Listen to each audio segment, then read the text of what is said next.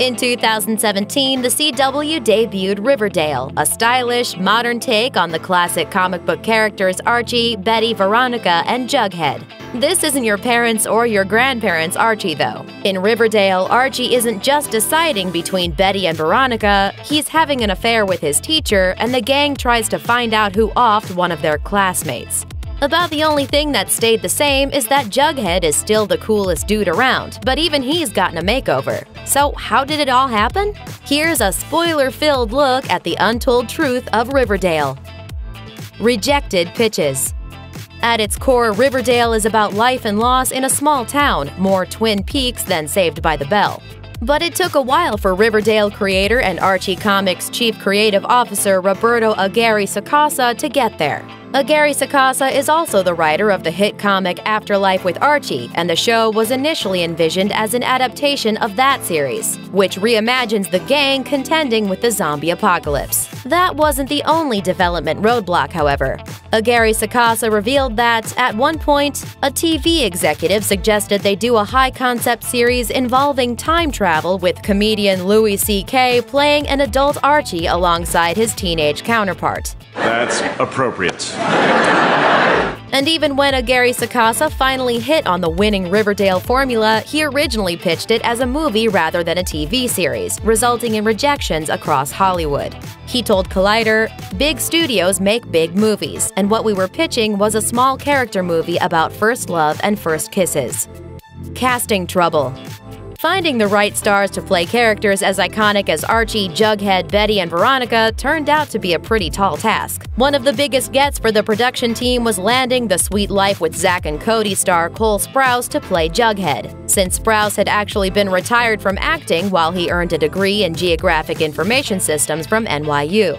Sprouse was already out of school and working in archaeology before he agreed to read for the role of Archie. He ended up asking to play Jughead instead, as the character spoke to him on a deep level. He told People, "He just wants to be loved really bad, like honest, real care and tenderness. I think that part of Jughead exists within all of us, and it's nice to channel that." With Sprouse out of the running for the lead role of Archie, though, the producers had a massive challenge. In fact, Archie was the last role cast, 6 months after the rest of the cast was lined up, with star KJ Apa auditioning only 3 days before a scheduled test run for studio executives. The arduous process did produce one positive side effect, however, as the producers discovered Casey Cott, who they gave the breakout role of Kevin Keller.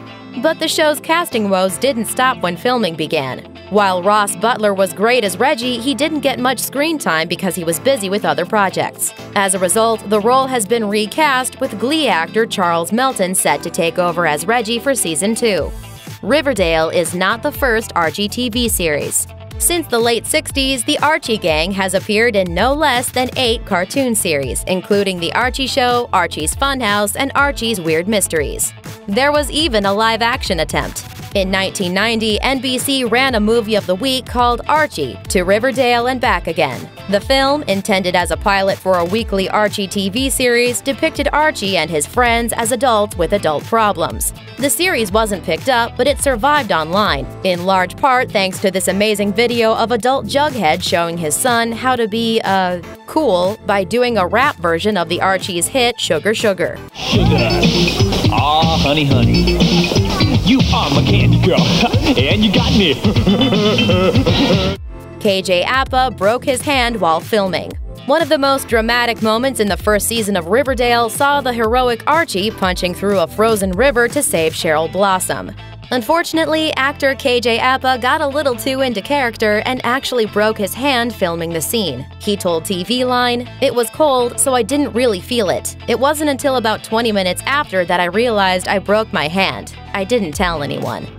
Cole Sprouse is a Jughead purist. Jughead may seem a little different on the show than in the comics. You know, instead of being an unattached hamburger enthusiast, he's totally into Betty. But Aguirre Sacasa told MTV News that Sprouse is actually a Jughead purist. When the Southside Serpents appear with a dog, Aguirre Sacasa thought the gang should have a junkyard dog. But Sprouse reportedly said, "You're not reinventing Hot Dog," referring to Jughead's dog from the comics. And so, the production tracked down a sheepdog near its Vancouver shooting locations who could deliver all of the nuance that Hot Dog required.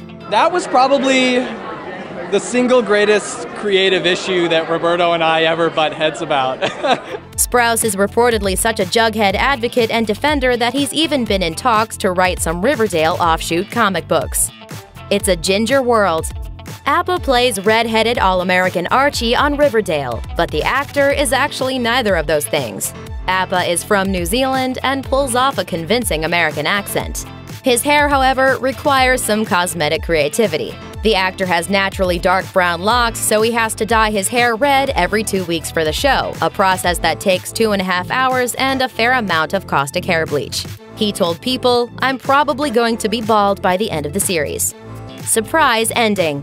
Riverdale capped its first season with a shocking cliffhanger ending that saw Archie's dad Fred, played by Luke Perry, get shot by an unknown gunman. It was quite a twist, and producers wanted to make sure it remained a secret, so most of the Riverdale team didn't know about the final scene until after the fact. Sprouse told E! News, "They kept it so top secret, even from the cast and crew, that we were given the final form of the script the day of shooting. The people who were not in that scene didn't even get to read it." Ratings are terrible. According to Nielsen statistics, Riverdale ranked number 154 in total viewers among network TV shows for the 2016-2017 season, tying Jane the Virgin for last place in the coveted 18 to 49 demographic. Those are the kind of numbers that would get most shows canceled, but not this one. That's because Riverdale enjoys a huge amount of buzz, with many fans watching it through non-traditional channels such as online or on Netflix. CW President Mark Pedowitz said the network ultimately doesn't care about the Nielsen ratings because as long as people are watching it and if they can find it, we're happy. We'll drink a milkshake to that. Thanks for watching. Click the Nicki Swift icon to subscribe to our YouTube channel. Plus check out all this cool stuff we know you'll love too.